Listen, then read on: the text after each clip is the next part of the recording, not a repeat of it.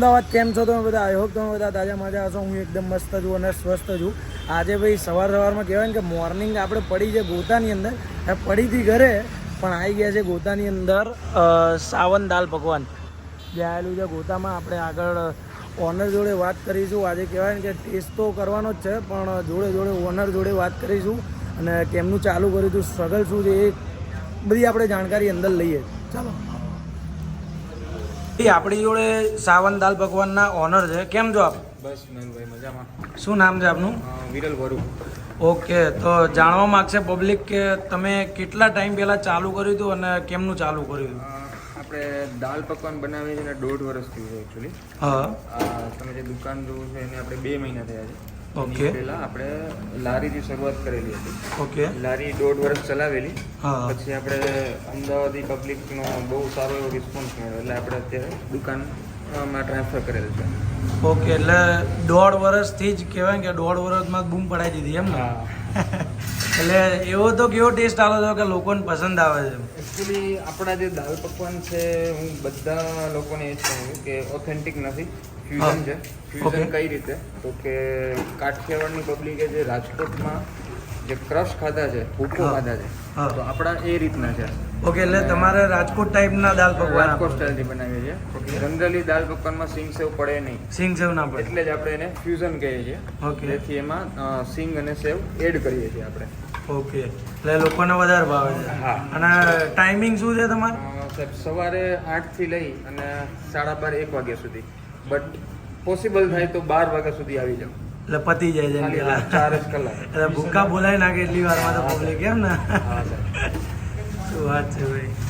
એટલે પબ્લિક તમે સારું ખવડાવો છો એટલે આવે છે. હા, હું 70 રૂપિયા લઉં છું. લોકોને કદાચ એવું લાગે કે મોંઘું પડે, બટ તમે એકવાર ખાઈ જજો. એક ડીશમાં ફૂલ થઈ જતા ડીશમાં તમે બપોરે લંચ કરવાની જરૂર નહીં પડે. ઓકે. એ હું ગેરંટી આપું છું. અને લોકેશન શું કહેવાય? લોકેશન આપણે કહીએ તો ન્યૂ ગોતા કહેવાય. જો એસજી હાઈવેથી આવો તમે લેન્ડ રોવર જેગુઆરના શોરૂમની અંદર પહેલા 4 રસ્તા આવે ત્યાં જ છે. વેસ્ટર્ન પ્રાઇમ કરીને બિલ્ડિંગ છે, એમાં બીજા નંબરની શોપ છે આપણી. બરોબર. તો વાંધો નહીં, ચલો આપણે પણ ટેસ્ટ કરીએ. તમારો દાલ પકવાન લોકો ખાય છે તો અમે કહીએ. ઓકે. પકવાન હોય છે આ. અને એમાં આપણે દાળ નાખીશું. દાળ ખાલી આપણે ચણાની વાપરીએ. ચણાની વાપરીએ છે. ઓકે. અને રેટ જોઈ લો. અહીંયા દાલ પકવાનના આ રીતે રેટ હોય છે. હા મેહુલભાઈ, આ છે આપણી ગ્રીન મરચા ફુદીનાની ચટણી છે. ઓકે. લસણની ચટણી છે આ. ઓકે. આ રસિકભાઈની રાજકોટની ફેમસ ચટણી છે એ. હા. મેઇનલી ખટાશ માટે વપરાય. હા.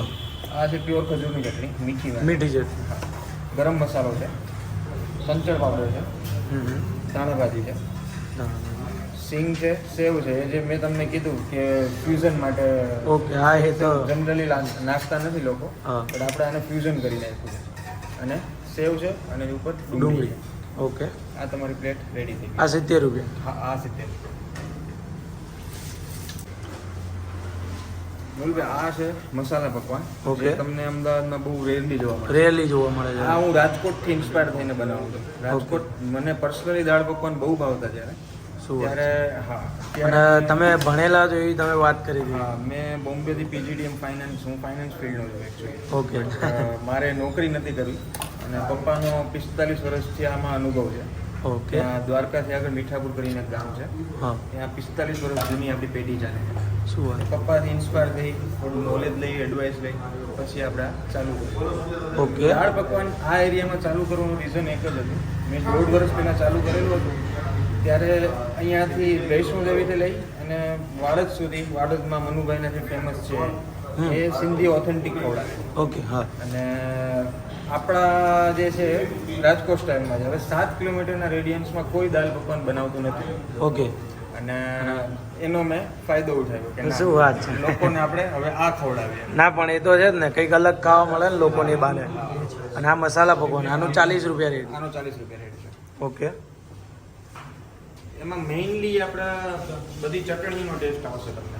જે 4 ચટણીઓ જે વાપરીએ છીએ મેઇનલી એનો ટેસ્ટ આવશે મસાલા પકવાન. વાંધો નહીં, ચલો તો અમે ટેસ્ટ કરીએ આનો. બરોબર, મને રિવ્યુ આપો. Thank you. તો ભાઈ દાલ પકવાન ખાવા માટે અમને લઈને આવ્યા છે દેવલભાઈ. અહીંયા એમને સજેસ્ટ કર્યું હતું અને દાલ પકવાન આપણે ટેસ્ટ કરવાના છીએ. તો કેમનું દેવલભાઈ મજામાં? એકદમ ખાઈ બી મસ્ત પેટ કર્યું અમને બતાવી. એ તો ચડતી ઉતરતી જવાની એટલી. અમારે જેમ નહીં. હા સર બરોબર છે. દાલ પકવાન તો ભાઈ કહેવાય 1.5 વર્ષની અંદર આટલું મોટું નામ કરવું એટલે નાની વાત નહીં. ટેસ્ટ એક ધારો આલવો પડે. અને મેહુલભાઈ કેવું છે કે આ વ્યક્તિએ લારીથી ચાલુ કર્યું હતું, હા. અત્યારે દુકાન ઉપર આવ્યા છે હા અને ટેસ્ટ એક નંબર છે. રાજકોટ સ્ટાઇલ દાલ પકવાન કોઈ તમને નહીં આપે આખા અમદાવાદની અંદર. જે આપણે સિંધી લોકો દાલ પકવાન ખવડાવે છે અને એ દાલ પકવાન અને આ દાલ પકવાનમાં આસમાન જમીનનો ફરક છે. ખરેખર જોરદાર છે. ટેસ્ટ જોરદાર છે. યુનિક મજા આવી ગયો.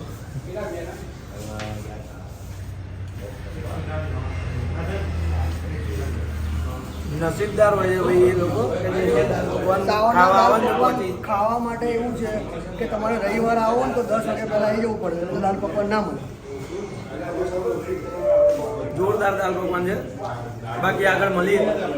ચાલો તો પછી જોયું ભાઈ આજના દિવસની અંદર આપણે મોજ કરી છે. દાલ પકવાન ખાવા ગયા. હેડો તાર મળીએ. આજે ગોધરા ભેગા થઈએ. તમે ગોધરા ભેગા થાવ. ઊંઘી જઈએ. હેડો બાય. Good night.